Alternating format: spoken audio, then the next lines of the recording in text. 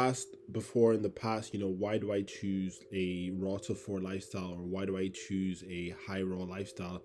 Simply, whenever you understand our physiology, you start to realize that without the use of fire, there's certain foods that we just cannot eat. And I just can't get over this fact that people gloss over this like it's nothing. It's not nothing in my mind.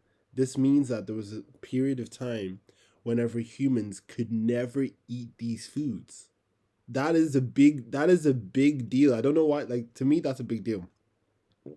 So the next question I ask myself is, okay, if we can not eat these foods and without this external tool called fire, what would we eat? And then it always just boiled down to raw fruits and vegetables. So raw fruits and vegetables. So I'm not fanatical. I'm not saying you should never cook foods. I'm not saying that you should never heat up your stove, or, like, boil your vegetables or whatever like that. I'm not saying that. But the reason my diet consists of a large amounts of raw foods is because I've experimented, and I also just apply logic to that. And I also think to myself that every species is designed to thrive eating its species specific food, whether that's partly or the majority, or that's, in its entirety. You're going to do a lot better than if you stepped in, as we have done, as a collective, as humanity, stepped in for whatever reasons. Maybe it's, to save our asses, from like an ice age, or I have no idea.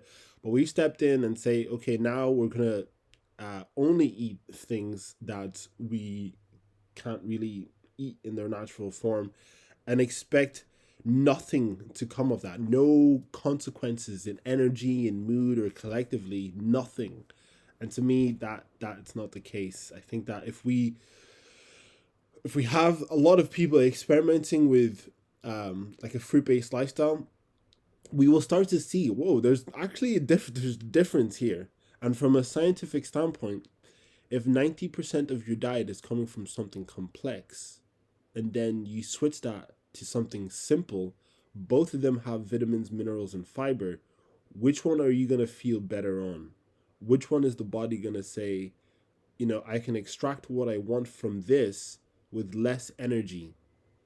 It's very simple. This is why it blows my mind when people kind of talk badly about raw food lifestyles, just because of like individual cases of like people like kind of falling off the wagon, um or going into the deep or going into the deep end, which isn't great.